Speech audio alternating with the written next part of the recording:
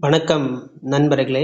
நமது மகிழ் துளிர் யூடியூப் சேனல் சார்பாக தங்களை அன்புடன் வரவேற்கிறேன். நீண்ட காலமாக ஆசிரியர் பணியை எதிர்நோக்கி காத்துக் கொண்டிருக்கும் நமது உடற்கல்வி ஆசிரியர் சொந்தங்களுக்கு முக்கியமான தகவல் ஒன்றை தங்களுடன் பகிர்ந்து கொள்ளப் போகிறேன். டிஆர்பி ஆசிரியர் தகுதித் தேர்வு சிறப்பு ஆசிரியர் தேர்வு மூலம் 1328 காலி பணியிடங்கள் நிரப்பப்படுவதாக தகவல்கள் பரவி வருகின்றன. இது அனைவரும் அறிந்த விஷயமே. இது பல ஆண்டுகளாக உடற்கல்வி ஆசிரியர் பணிக்கு தயாராகிக் கொண்டிருக்கும் நமது சொந்தங்களுக்கு ஒரு மிகப்பெரிய மகிழ்வான செய்தியாகும். சரி, இந்த 1328 போஸ்டிங்குமே போடுவாங்களா அப்படின்னு கேட்டா வேக்கன்சி தான். ஆனா போடுவாங்களா அப்படின்னு கேட்டா அதுக்கு வாய்ப்பு குறைவு. ஏன் போட மாட்டாங்க? எதனால போட மாட்டாங்கன்னா 1328மே போடுறதுக்கு வாய்ப்பு இல்லை, கொஞ்சம் குறையும். ஏன் குறையும் அப்படின்னு கேட்டீங்கன்னா, இதுக்கு முன்னாடி பள்ளிகள்ல 250 மாணவர்களுக்கு ஒரு ஆசிரியர் அப்படின்னு சொல்லி வேலை பார்த்துட்டு இருந்தாங்க. ஏன்னா புதுசா ஒரு அரசாணை அரசு வெளியிட்டு இருக்கு அப்படின்னா 700 மாணவர்கள் இருக்க வேண்டிய இடத்துல ஒரு ஆசிரியர் அப்படிங்கிறப்போ, முன்னாடி இந்த 700 மாணவர்கள் இருந்த இடத்துல 3 உடற்கல்வி ஆசிரியர் இருந்தாங்க. அப்ப இப்ப என்ன சூழல் வருது அப்படின்னு கேட்டீங்கன்னா, இந்த 2 ஆசிரியர்களை வேற ஏதாவது ஒரு ஸ்கூலுக்கு மாத்தக்கூடிய சூழல் இருக்கு. அதுக்காக தான் வர்ற 1ஆம் தேதியிலிருந்து, அதாவது ஜூலை 1லிருந்து ஜூலை 30 வரைக்கும் ஆசிரியருக்கான பணிமாறுதல் கலந்தாய்வு மற்றும் பணி நிரவல் சர்ப்ளஸ் இதெல்லாம் நடக்குது.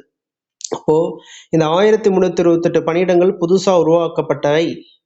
எங்கெல்லாம் 700 கீழ இருந்தாலும் அங்க உடற்கல்வி ஆசிரியர் போடணுங்கிற ஒரு நோக்கத்தோட உருவாக்கப்பட்டிருக்காங்க. ஆனா எங்கெல்லாம் 700 கீழ 3 உடற்கல்வி ஆசிரியர் இருந்தாங்களோ அங்கெல்லாம் ஒரு உடற்கல்வி ஆசிரியர் போக மீதி 2 பேரை சர்ப்ளஸ் பண்றாங்க. அப்போ இந்த 1328 வேக்கண்டோட ஸ்டேட்டஸ் என்ன ஆகும்? கண்டிப்பா குறையும்.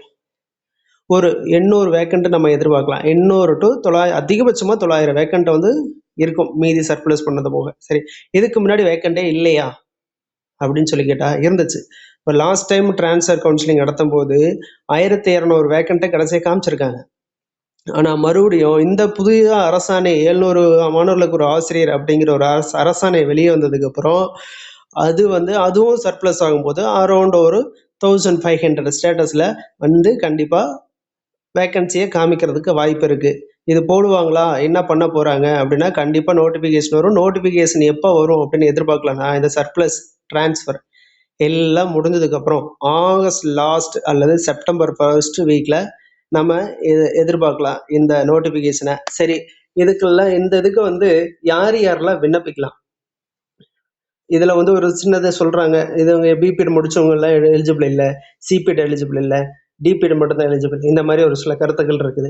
அதே மாதிரி பாடத்திட்டம் என்ன, எந்த வயசு வரைக்கும் விண்ணப்பிக்கலாம், சிலபஸ் சேஞ்ச் ஆகுமா, சம்பளம் என்ன, இந்த மாதிரி தகவல்லாம், தமிழ் தகுதி தேர்வு என்ன, தமிழ் தகுதி தேர்வுக்கு நல்ல மார்க் வேணுமா, படிக்கணுமா, இது எல்லாமே நம்ம கொஞ்சம் பார்க்க வேண்டியது இருக்குது. இந்த என்சிடி விதிமுறை என்ன சொல்லுது, கல்வி தகுதி என்ன அப்படின்றத இப்போ நான் உங்கள்கிட்ட சொல்றேன்.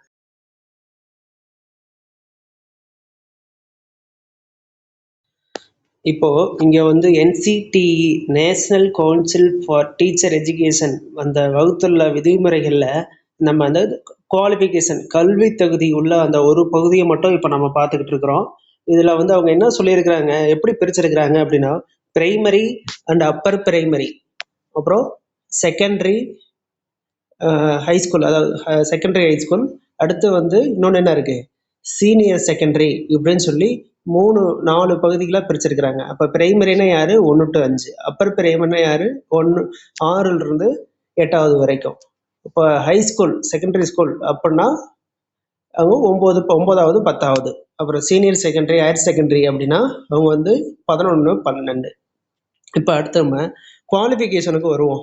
இப்போ பிரைமரி அப்படின்றது ஃபிசிக்கல் எஜுகேஷன் டீச்சர் 1 to 8வது வரைக்கும் பிரைமரி, அப்புறம் பிரைமரி இவங்கெல்லாம் ஃபிசிக்கல் எஜுகேஷன் டீச்சர் அப்படின்றத எடுக்கலாம். அவங்க தான் அப்பாயின்மெண்ட், ஃபிசிக்கல் எஜுகேஷன் டீச்சருக்கு அப்பாயின்மெண்ட் அங்கே தான். இப்போ ஃபிசிக்கல் டைரக்டர் கிரேடு 2 அப்படிங்கிற எங்கே ஒர்க் பண்ணலாம், 9th 10th. இப்போ 11 12 ஃபிசிக்கல் டைரக்டர் கிரேடு 1. இப்போ 1வதுலேருந்து 5வது வரைக்கும் பிரைமரி அவங்க வந்து ஃபிசிக்கல் எஜுகேஷன் டீச்சர் தான் அப்பாயின்மெண்ட் பண்ணணும்னு இருக்கு. ஆனால் அவங்க என்ன சொல்லியிருக்காங்க, அப்பர் பிரைமரி 8வது வரைக்கும் பிஇடி வந்து ஒர்க் பண்ணலாம் அப்படிங்கிறத சொல்லியிருக்கிறாங்க. சரி, அந்த பிஇடிக்கான குவாலிஃபிகேஷன் என்ன என்சிடி நாம்ஸ் சொல்லுது? இப்போ ஒரு விஷயத்த நல்லா தெரிஞ்சுக்கணும். இந்த என்சிடி நாம்ஸ் என்ன சொல்லுது? அந்த குவாலிஃபிகேஷன் பார்ட்டில் மேலே ஹெட்லைன் நீங்கள் பார்த்தீங்கன்னா தெரியும். Minimum academic and professional qualification, அதாவது இந்த மினிமம் குவாலிஃபிகேஷன் இது இருந்தால் போதும் அப்படின்னு சொல்லியிருக்காங்க. அப்போ என்ன, அது நம்ம பிஇடிக்கான குவாலிஃபிகேஷன் மினிமம் குவாலிஃபிகேஷன் என்ன? சர்டிஃபிகேட் அல்லது diploma in physical education of duration not less than 2 years or its equivalent அல்லது அதற்கு இணையானதாக இருக்கணும். அதுவும் என்ன அர்த்தம்? அதுவும் என்ன சொல்றாங்க, என்சிடியால அங்கீகரிக்கப்பட்டதா ஒரு இன்ஸ்டிடியூஷன்ல நிறுவனத்துல படிச்சிருக்கணும் அப்படிங்கிறத சொல்லியிருக்கிறாங்க. அடுத்து அப்போனா இங்க வந்து சிபிட் எலிஜிபிளா 10 months கோர்ஸ்ல முடிச்சிருக்காங்க. அந்த கர்நாடகாலாம் படிச்சிருப்பாங்க, அவங்கெல்லாம் வந்து 10 monthsல முடிச்சிருப்பாங்க. இப்போ அவங்கெல்லாம் வந்து எலிஜிபிளா அப்படின்னு கேட்டா கண்டிப்பா எலிஜிபிள் ஆக மாட்டாங்க. ஏன் இப்படி தெளிவா இதை நான் சொல்றேன்னு கேட்டீங்கன்னா, 2017 எக்ஸாம் எழுதி இந்த டிஆர்பி அப்பாயின்மெண்ட் 2020 அப்பாயின்மெண்ட் ஆனாங்க பார்த்தீங்களா, அவங்க வந்து அப்போ ஒரு கேஸ் கோர்ட்ல நடந்துச்சு.